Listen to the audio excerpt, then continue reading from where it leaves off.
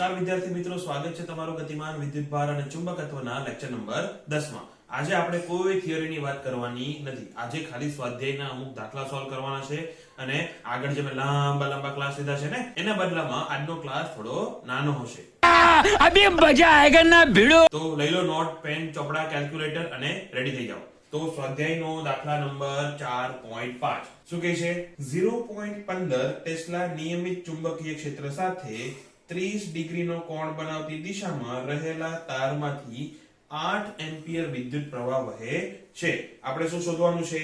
તો એની ઉપર લાગતું ચુંબકીય બળ કેટલું હશે એ। તો ચુંબકીય ક્ષેત્ર કેટલું છે? 0.15 ટેસ્લા। એમાંથી વિદ્યુત પ્રવાહ કેટલો જાય છે? તો કે 8 એમ્પિયર। અને વિદ્યુત પ્રવાહ અને ચુંબકીય ક્ષેત્ર વચ્ચે ખૂણો કેટલો છે? તો કે 30 ડિગ્રી। શોધવાનું શું છે? બળ। તો બળનું સૂત્ર શું છે? બળનું સૂત્ર છે I L B sin theta.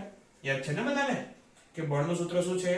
I L B sin theta. પણ અહીંયા લંબાઈ આપેલી છે નથી, એટલે દાખલામાં એક નાનો એવો સુધારો કરવાનો છે કે દાખલામાં શું શોધવાનું કીધું છે કે તાર ઉપર લાગતું ચુંબકીય બળ કેટલું હશે। એની જગ્યાએ એવું લખી નાખો કે તાર ઉપર એકમ લંબાઈ દીઠ લાગતા ચુંબકીય બળનું મૂલ્ય કેટલું હશે। ફરીથી સુધારો શું છે? તો કે એકમ લંબાઈ દીઠ લાગતા બળનું મૂલ્ય શોધવાનું છે। હવે એકમ લંબાઈ દીઠ બળ એટલે શું? આ L ને આપણે બળના છેદમાં લેવો પડે, તો એ થશે F ના છેદમાં L। અને એ કેટલું થશે? તો કે I B sin થીટા। હવે કિંમત મૂકો, 8 ગુણ્યા b કેટલું છે? તો કે 0.15 ગુણ્યા sin 30 અને sin 30 1 ના છેદમાં 2 અને બધી કિંમત મૂકીને જવાબ શોધશો તો હું ડાયરેક્ટલી લખું છું, એ આવશે 0.6 ન્યૂટન। હવે કઈ ઘટે છે? હે, ન્યૂટન કોનો એકમ છે? તો કે બળનો। આપણે શું શોધવાનું છે? એકમ લંબાઈ દીઠ લાગતું બળ, તો શું આવશે? ન્યૂટન પ્રતિ મીટર। તો આ થશે એકમ લંબાઈ દીઠ બળ।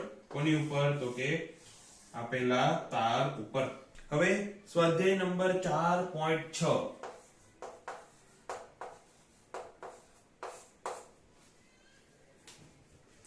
3 સેન્ટીમીટર લંબાઈના તારમાંથી તો લંબાઈ કેટલી છે? 3 સેન્ટીમીટર। એને જો મીટરમાં ફેરવું તો 0.03 મીટર। એ તારમાંથી 10 એમ્પિયર વિદ્યુત પ્રવાહ પસાર થાય છે। તો I બોલે તો 10 એમ્પિયર। પછી આગળ, જેને એક સોલેનોઇડની અક્ષને લંબ રૂપે મૂકેલો છે। સોલેનોઇડની અંદર ચુંબકીય ક્ષેત્ર 0.27 ટેસ્લા છે। તો સોલેનોઇડની અંદર ચુંબકીય ક્ષેત્ર કેટલું છે એ આપણને ખબર છે। કેટલું છે? તો કે 0.27 ટેસ્લા। પછી તાર પર કેટલું ચુંબકીય બળ લાગતું હશે? હવે જો ફરીથી સૂત્ર તો આપણે આ જ વાપરવાનું છે, પણ અહીંયા થીટા કેટલો છે? તો ધારો કે આ છે સોલેનોઇડ। હવે હું સોલેનોઇડના આંટા બતાવતો નથી, એને આપણે એક નળાકાર તરીકે જ બતાવી દઈએ। હવે સોલેનોઇડની અંદર ચુંબકીય ક્ષેત્રની દિશા ક્યાં હોય? તો કે એની અક્ષને સમાંતર જ હોય કે નહીં? હે, હવે અહીંયા આપણે તાર ક્યાં મૂકેલો છે? તો કે એની અક્ષને લંબ। અક્ષને લંબ એટલે ચુંબકીય ક્ષેત્રને લંબ। તો ધારો કે આ છે તાર, આવી રીતે આપણે તાર મૂક્યો છે અને એમાં પ્રવાહ વહે છે આવી રીતે। ધારો કે ઉપર પણ જઈ શકે, નીચે પણ જઈ શકે, પણ તાર કેવો છે? તો કે અક્ષને લંબ। અક્ષને લંબ એટલે ચુંબકીય ક્ષેત્રને લંબ। તો અહીંયા થીટા કેટલો થશે? તો કે થીટા થશે 90 ડિગ્રી। હે ને? તો હવે પાછું સેમ સૂત્ર વાપરવાનું છે। તો F બરાબર I L B sin theta. એમાં I કેટલો? તો કે 10, L કેટલો? 0.03, B કેટલો? તો 0.27 અને sin થીટા ચલો લખીએ, sin 90। sin 90 કેટલું? તો કે 1 અને આખાની ગણતરી કરશો એટલે જવાબ આવશે 0.81 ગુણ્યા 10 ની -3 ઘાત। શું આવશે? એકમ અહીંયા આવે શું શોધ્યું છે આપણે? ખાલી બળ। આ વખતે એકમ લંબાઈ દીઠ બળ નથી, ખાલી બળ છે એટલે ન્યૂટન। આ શું આવી ગયું? બળ। તો ચલો હવે છાપો। હવે આગળ છે સ્વાધ્યાય 4.7.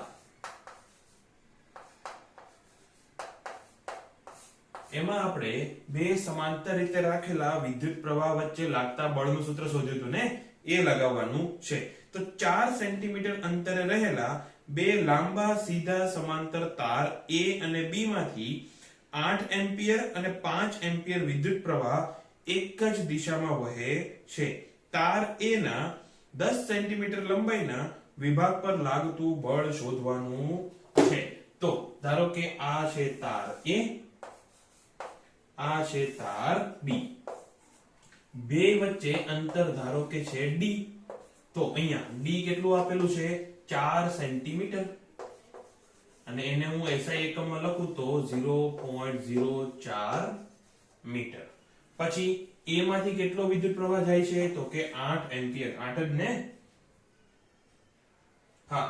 અને B માંથી કેટલો વિદ્યુત પ્રવાહ જાય છે? તો કે 5 એમ્પિયર. ચલો અહીંયા લખીએ I1 અથવા IA કહી દઈએ, અને અહીંયા IB વિદ્યુત પ્રવાહ વહે છે. બંને એક જ દિશામાં જાય છે. તો અહીંયા IA કેટલો છે?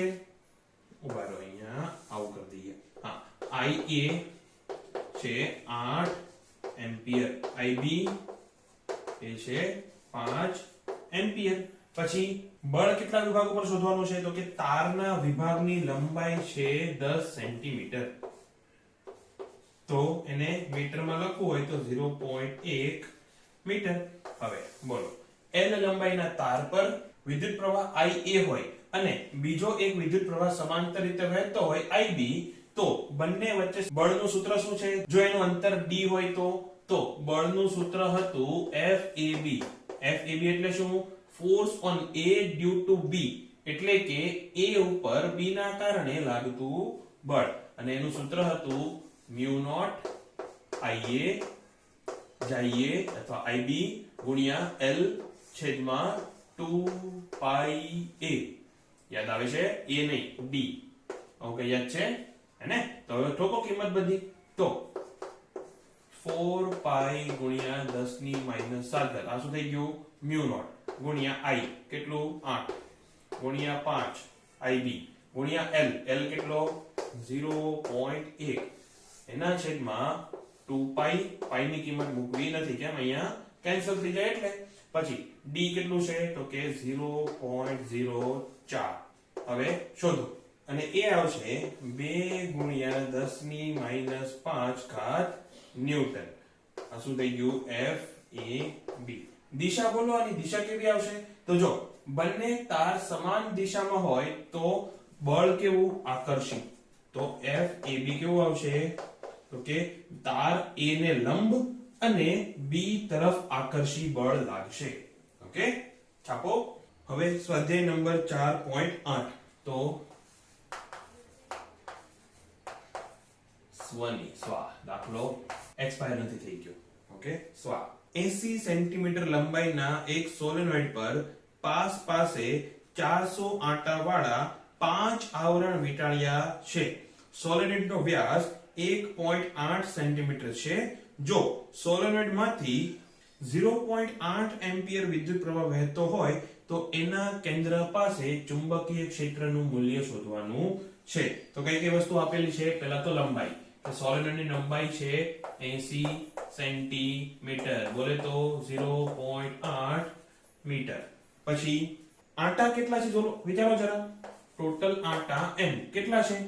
તો 400 છે? ના, 400 તો છે જ, પણ એવા 400 આંટા વાળા કેટલા આવરણ છે? તો કે 5 આવરણ છે. તો એટલે 5 અલગ અલગ સ્તર બનાવીને 400 આંટા વીંટાળેલા છે. મતલબ એક સ્તરમાં 400, બીજા સ્તરમાં 400, ત્રીજા સ્તરમાં 400, તો ટોટલ આંટા કેટલા થયા? 400 ગુણ્યા 5 which is 2000. ઓકે, તો n કેટલું થયું?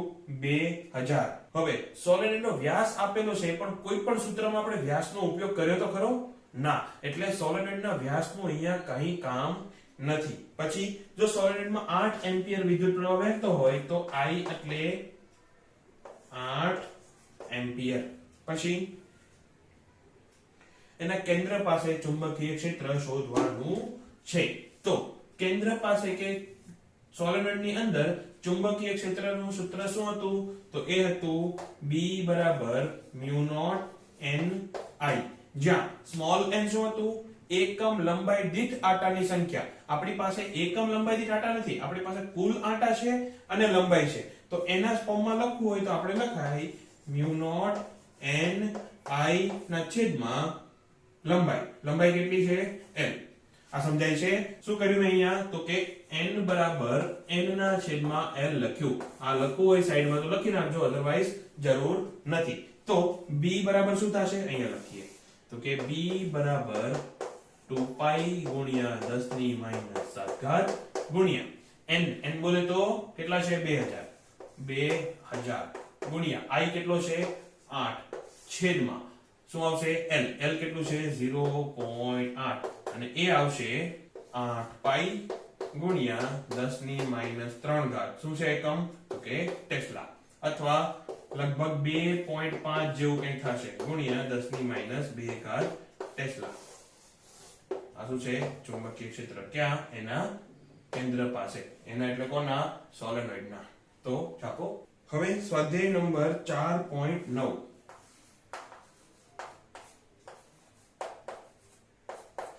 તો 10 સેન્ટીમીટર બાજુવાળા એક ચોરસ ગૂંચળાને 20 આંટા છે, તો n બરાબર 20. હવે ગૂંચળાની બાજુની લંબાઈ 10 સેન્ટીમીટર છે.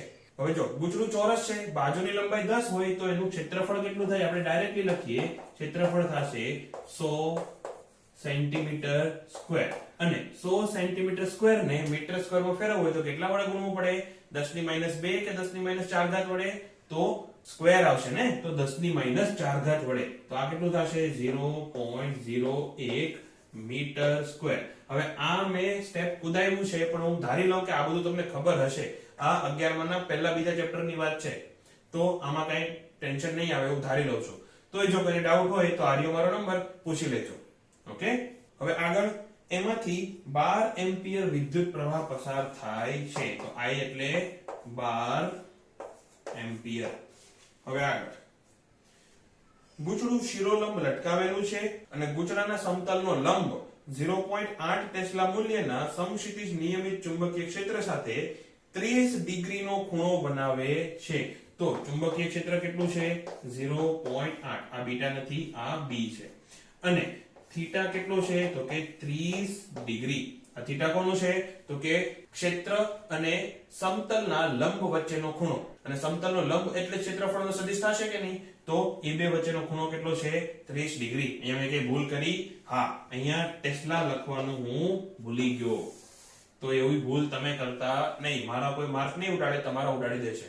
હવે આગળ શું શોધવાનું છે આપણે? તો કે ટોર્ક કેટલું લાગશે. તો બોલો, ટોર્કનું સૂત્ર શું છે? તો કે ટોર્ક બરાબર થાય I a b n ગુણ્યા sin થીટા. હવે આ જ વસ્તુને થોડું આપણે ગુમાવી દઈએ, ખાલી યાદ રહે એટલા માટે. તો શું થાય? b I n a sin theta. તો શું છે? b ના. ઓકે, આટલું યાદ રાખજો કે ટોર્કનું સૂત્ર શું થાય? તો કે b ના sin થીટા. એટલે યાદ રહે ખાલી, બીજું કંઈ નહીં. હવે b કેટલું છે? b એટલે 0.8 ગુણ્યા I કેટલું છે? 12 એમ્પિયર ગુણ્યા n કેટલું છે? ક્યાં ગયું? હા, અહીંયા આપણે કેપિટલ N લખ્યો, અહીંયા સ્મોલ n કરી નાખીએ. હા, તો n કેટલું છે? 20. અને sin 30 કેટલું થાય? sin 30 થાય 1/2. હવે હું ડાયરેક્ટ આન્સર લખું છું કે 96 ગુણ્યા 10 ની માઈનસ 2 ઘાત. એકમ શું આવશે ટોર્કનો? યાદ છે કોઈને? ટોર્કનો એકમ થાય ન્યૂટન મીટર, અથવા આને અલગ રીતે લખવું હોય તો 0.96 ન્યૂટન મીટર. તો આ થઈ ગયો જવાબ. છાપ ડાલો. હવે સ્વાધ્યાય નંબર 4.11. એક ઓરડામાં 6.5 ગૌસનું નિયમિત ચુંબકીય ક્ષેત્ર રાખેલું છે. તો B બરાબર કેટલું છે? 6.5 ગૌસ. આ પાંચડો છે. હવે ગૌસ એટલે શું? તો જો કે ચોપડીમાં આપેલું છે કે 10 ની માઈનસ 4 ઘાત ટેસ્લા. તો 6.5 ગુણ્યા 10 ની માઈનસ 4 ઘાત ટેસ્લા. આવું દર વખતે પરીક્ષામાં કદાચ નો પણ આપે તો યાદ રાખજો કે 1 ગોસ એટલે 10⁻⁴ ટેસ્લા. એ પણ એક ચુંબકીય ક્ષેત્રનો જ એકમ છે. આ ક્ષેત્રમાં લંબરૂપે એક ઇલેક્ટ્રોન 4.8 ગુણ્યા 10⁶ જેટલી ઝડપથી છોડવામાં આવે છે. તો 4.5 ગુણ્યા 10⁻⁻6 મીટર પ્રતિ સેકન્ડ. તો ઝડપ કેટલી છે? આટલી. 4.5 નહીં, 4.8. તો 4.8. ઓકે. હવે ઇલેક્ટ્રોનનો માર્ગ વર્તુળાકાર કેમ હશે એ સમજાવો અને વર્તુળાકાર કક્ષાની ત્રિજ્યા શોધો. બીજી એક વાત કે અહીંયા B અને V વચ્ચેનો ખૂણો કેટલો છે? તો કે 90 ડિગ્રી. કેમ? કારણ કે એવું કીધેલું છે ને કે લંબ રૂપે છોડવામાં આવે છે એટલે થીટા કેટલો? 90. હવે બોલો આ વિદ્યુતભાર ઉપર બળનું સૂત્ર શું આવે? તો કે F બરાબર Q ગુણ્યા V ક્રોસ B. અને બધા કેવા? ટોપી વાળા એટલે સદિશ. હવે જો બળનું સૂત્ર આવું હોય એટલે કે બળની દિશા એ હંમેશા વેગ અને ચુંબકીય ક્ષેત્રની દિશાને લંબ જ હોવાની કે નહીં? ફરીથી બળની દિશા એ વેગ અને ચુંબકીય ક્ષેત્રની દિશાને લંબ જ હોય. કેમ એવું? તો ક્રોસ ગુણાકારના નિયમ પ્રમાણે તો બળ એક તો હંમેશા વેગને લંબ હશે તથા વેગ અને ચુંબકીય ક્ષેત્ર પણ કેવા છે? એકબીજાને લંબ. જો વેગ અને ચુંબકીય ક્ષેત્ર એકબીજાને લંબ હોય તો ગતિ કેવી હોય છે? વર્તુળાકાર. આવું યાદ છે? કેમ? કારણ કે ત્યાં બળ, કારણ કે વર્તુળાકાર ગતિમાં પણ બળ હંમેશા વેગને લંબ જ હોય. વેગ ક્યાં છે? અહીંયા. તો બળ ક્યાં આવશે? અહીંયા. આવી રીતે કંઈક. તો આ કેવી ગતિ છે? વર્તુળાકાર ગતિ. હવે આ વર્તુળાકાર ગતિ મહત્વની નથી, આપણે શોધવાનું શું છે? એની ત્રિજ્યા. અને ત્રિજ્યાનું સૂત્ર યાદ છે કોઈને? ત્રિજ્યાનું સૂત્ર હતું mv ના છેદમાં qb. તો અહીંયા m અને q ના મૂલ્યો આપણી પાસે નથી તો એ અહીંયા દાખલામાં આપેલા છે. આપણે અલગથી લખી નાખીએ અહીંયા કે ઇલેક્ટ્રોનનું દળ કેટલું છે? તો કે 9.1 ગુણ્યા 10⁻31 કિલોગ્રામ. આ 9.1. અને ઇલેક્ટ્રોનનું વિદ્યુતભાર કેટલો છે ઇલેક્ટ્રોનનો? એ છે 1.6 ગુણ્યા 10⁻19 કુલમ. તો આ બધા મૂલ્યો અહીંયા મૂકવાના છે અને આપણને મળશે 9.1 ગુણ્યા 10⁻31 ગુણ્યા 4.8 ગુણ્યા 10⁶ છેદમાં 1.6 ગુણ્યા 10⁻19 ગુણ્યા b. b ક્યાં છે? અહીંયા. 6.5 into 10 to the power -4. અને આને સોલ્વ કરતા અહીંયા આવશે 0.0418 મીટર. અને મીટર ને સેન્ટીમીટરમાં ફેરવવું હોય તો તમે લખી શકો 4.18 સેન્ટીમીટર. હવે આગળનો જે દાખલો છે ને સ્વાધ્યાય 4.12 એ આનું જ કન્ટિન્યુએશન છે. એમાં આપણે આવૃત્તિ શોધવાની છે. તો હવે બોલો આવૃત્તિનું સૂત્ર શું હતું? કે આવૃત્તિ બરાબર qb ના છેદમાં 2πm. આવું કઈ યાદ આવે છે? અહીંયા બાકી કિંમત મૂકો કે 1.6 ગુણ્યા 10⁻19 ગુણ્યા b. b કેટલું છે? ક્યાં ગયું? હા, 6.5 ગુણ્યા 10⁻4. અહીંયા મેં -4 કરી છે. હા, કરી છે, વાંધો નહીં. છેદમાં 2 ગુણ્યા 3.14 ગુણ્યા m. 9.1 ગુણ્યા 10⁻31. શોધો કેટલી આવે છે એની આવૃત્તિ? અને એની આવૃત્તિ આવશે 1.8 ગુણ્યા 10⁷ હર્ટ્ઝ. અથવા આને આવી રીતે લખાય કે 18 ગુણ્યા 10⁶ હર્ટ્ઝ. હવે 10⁶ એટલે કેટલું? મેગા. તો 18 મેગા હર્ટ્ઝ. આ શું થઈ ગયું? એની આવૃત્તિ. હવે હજી એક સવાલ પૂછેલો છે કે આ આવૃત્તિ એના વેગ પર આધાર રાખશે. ધારો કે હું આનો વેગ ફેરવી નાખું તો એની આવૃત્તિમાં કઈ ફરક આવશે ખરો? ના. કેમ એવું? કારણ કે એ વિદ્યુતભારના વેગ પર આધાર રાખતી નથી. એટલે જો તમે વેગ ફેરવો પણ ખરા, અહીંયા આવૃત્તિમાં કોઈ જાતનો ફરક આવશે નહીં. અને આવૃત્તિમાં ફરક ન આવે તો આવર્તકાળમાં પણ કોઈ જાતનો ફરક આવે નહીં. હું એક્સ્ટ્રા હોમવર્ક આપું છું અત્યારે હોમવર્કમાં, એટલે કે આ દાખલાની સાથે સાથે જ એડ કરી દેજો કે આવર્તકાળ એનો કેટલો થશે? તો આવર્તકાળ કેટલો થાય? 1/f. તો આનો વ્યસ્ત લઈને જે કંઈ આવે એ જવાબ લખી નાખજો. તો અત્યારે હવે છાપો. હવે ઉદાહરણ નંબર 4.13, 1 ટેસ્લા જેટલા નિયમિત સમક્ષિતિજ ચુંબકીય ક્ષેત્રમાં 8 સેન્ટીમીટર ત્રિજ્યા અને 30 આંટા ધરાવતું વર્તુળાકાર ગૂંચળું લટકાવેલું છે. તો સ્વાધ્યાય 4.13 અને એમાં બી કેટલું છે? તો કે 1 ટેસ્લા. પછી ત્રિજ્યા આપેલી છે તો r બરાબર 0.8.0 સેન્ટીમીટર, મીટરમાં ફેરવો તો 0.08 મીટર. હવે 30 આંટા તો n બરાબર 30 આંટા આપેલા છે.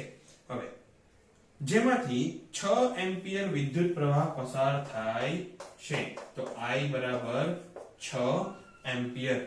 ક્ષેત્ર રેખાઓ ગૂંચળાના લંબ સાથે 60 ડિગ્રીનો કોણ બનાવે છે. હવે ધારો કે આ છે ગૂંચળું, એનો લંબ ક્યાં હોય? અહીંયા હોય, અને ક્ષેત્ર રેખાઓ આવી રીતે, ધારો કે આ છે ક્ષેત્ર રેખા અને આ કેટલો ખૂણો બનાવે છે? 60 ડિગ્રી. તો આ કોનો ખૂણો થયો? તો કે B અને એના ક્ષેત્રફળ સદિશ વચ્ચેનો જ ખૂણો થયો કે નહીં? હે ને? તો થીટા કેટલું થશે? 60 ડિગ્રી. તો આટલો ખૂણો બનાવે છે.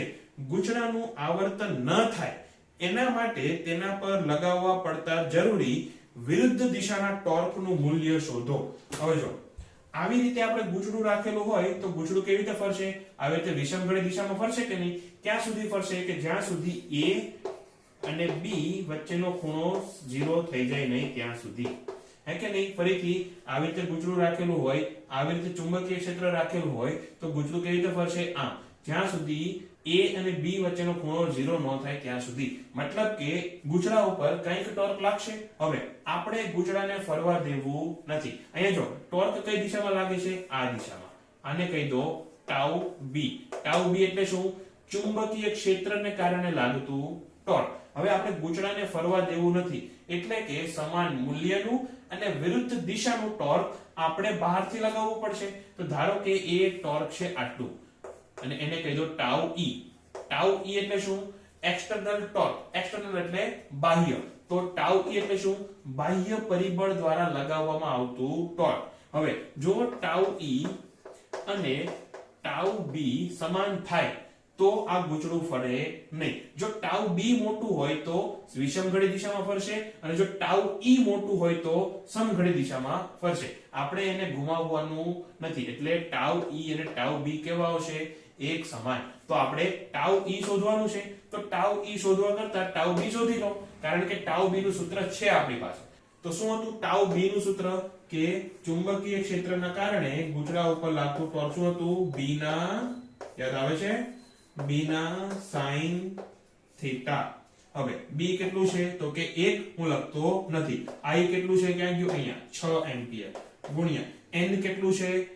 અહીંયા 30 અને A કેટલું છે? તો એ આપણે શોધવાનું છે. એ ડાયરેક્ટલી નથી આપેલું, r આપેલો છે, ત્રિજ્યા આપેલી છે. તો a ની જગ્યાએ આપણે લખશું પાઈ r નો વર્ગ અને sin 60. હવે આ ગુણાકાર જરા કરો, r ની કિંમત મૂકીને કરજો. હું એક સ્ટેપ કુદાવીને ડાયરેક્ટલી લખું છું કે એનો જવાબ આવશે 3.1 ન્યૂટન મીટર. આ શું થઈ ગયું? Tau B. ટાઉ B એટલે ચુંબકીય ક્ષેત્રે લગાવેલું ટોર્ક અને એને ઘુમાવવા ન દેવું હોય તો આપણે પણ એટલું જ ટોર્ક એની વિરુદ્ધ દિશામાં લગાવવું પડે. તો આ જ થઈ જશે આપણો જવાબ. હવે ભાગ B છે એ અહીંયા આપણે ગણવાનો નથી, ખાલી તમારે યાદ રાખવાનો છે અથવા સમજીને મગજમાં આ કોન્સેપ્ટ એક ક્લિયર રાખવાનો છે કે જો A માં દર્શાવેલા ગૂંચળાની જગ્યાએ નિયમિત આકારનું બીજું કોઈ સમતલ ગૂંચળું હોય કે જેનું ક્ષેત્રફળ પણ એટલું જ હોય તો તમારો જવાબ બદલાશે. અને કૌંસમાં કીધું છે કે બાકીની બધી જ વિગતો એમનેમ રાખેલી છે. મતલબ કે ખાલી આ વસ્તુ બદલેલી છે કે એ વર્તુળાકાર નથી. બાકી જો B સમાન છે, n પણ એટલો જ છે, પ્રવાહ પણ એટલો જ છે, ખૂણો પણ એટલો જ છે અને ક્ષેત્રફળ પણ એટલું જ છે. આપણે આકૃતિમાં આવી રીતે તાર કોઈ પણ લઈ લો, યાદચ્છિક આકારનું ગૂંચળું લઈ લો, પણ એનું ક્ષેત્રફળ કેટલું હોવું જોઈએ? આ πr² જેટલું. મતલબ આનું ક્ષેત્રફળ ધારો કે 1 મીટર² જેટલું આવતું હોય તો આ ગૂંચળાનું ક્ષેત્રફળ પણ કેટલું આવવું જોઈએ? 1 મીટર². તો શું આપણો જવાબ બદલાશે? આ ટોર્ક એટલું જ રહેશે કે અલગ આવશે? તો જોઈએ કે ટોર્ક નું સૂત્ર શું છે? B ના sin થીટા. એમાં r ની કિંમત ડાયરેક્ટ નથી આવતી, એમાં શું આવે છે?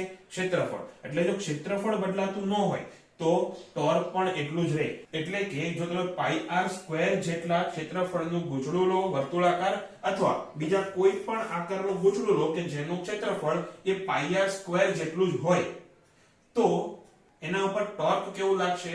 એકદમ સેમ લાગવાનું છે. ક્લિયર? છાપો.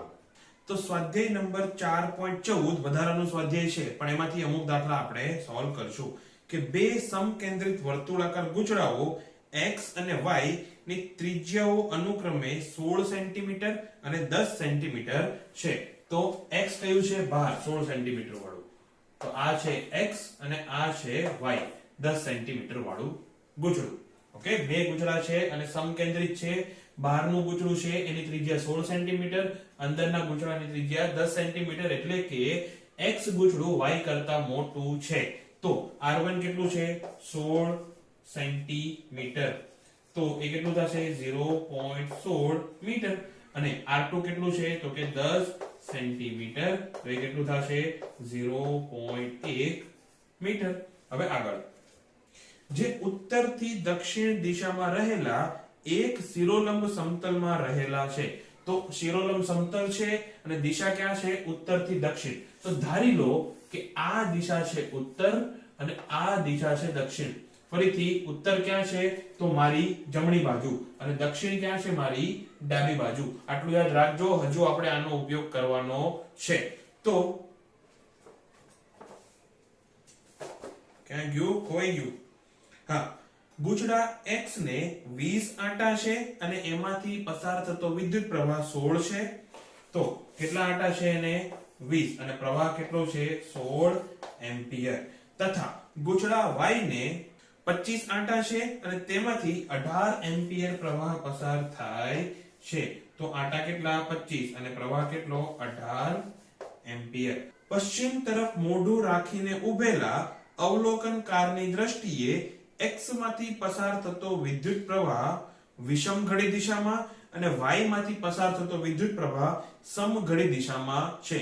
આ વિધાન હું પાછું વાંચું છું કે પશ્ચિમ તરફ મોઢું રાખીને ઉભેલા અવલોકનકારની દ્રષ્ટિએ x માંથી પસાર થતો વિદ્યુત પ્રવાહ સમઘડી દિશામાં, વિષમ ઘડી દિશામાં અને y માંથી પસાર થતો વિદ્યુત પ્રવાહ સમઘડી દિશામાં છે.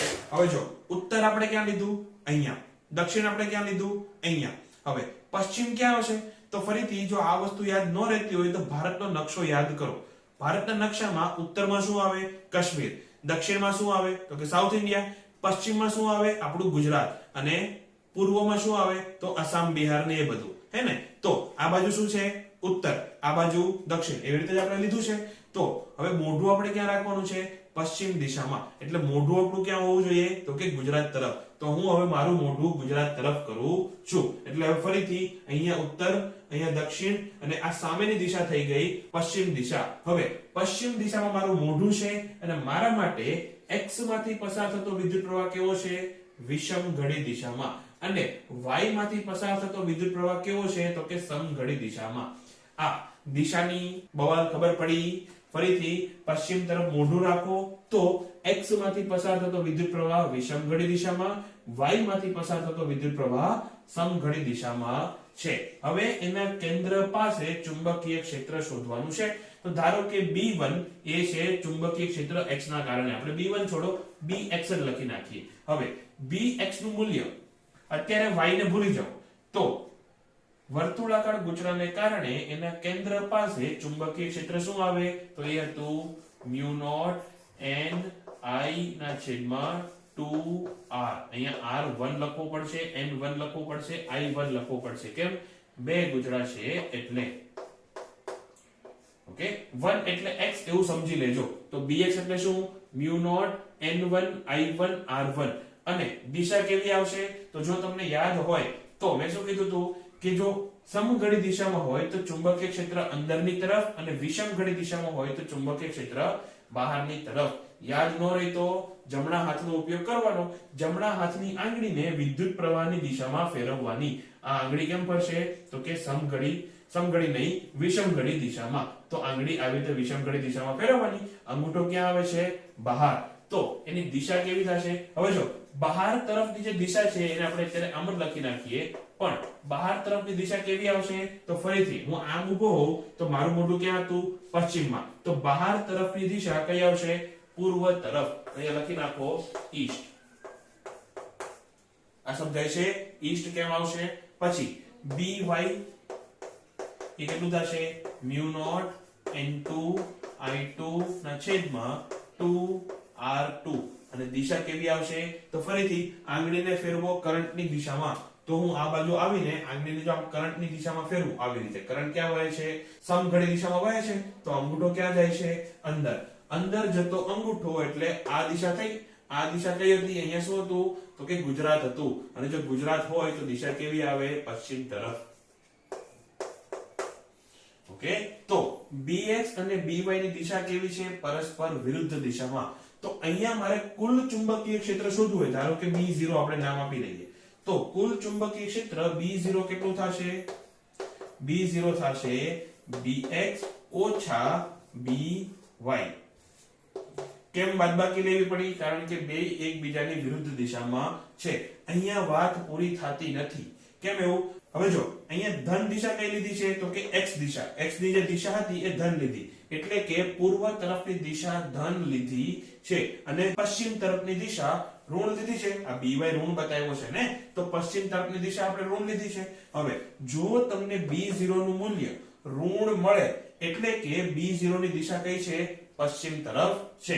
અથવા જો તમને B0 નું મૂલ્ય ધન મળે તો એ દિશા કઈ છે? આ પૂર્વ તરફની છે. કેમ એવું? ફરીથી અહીંયા bx by લીધું છે.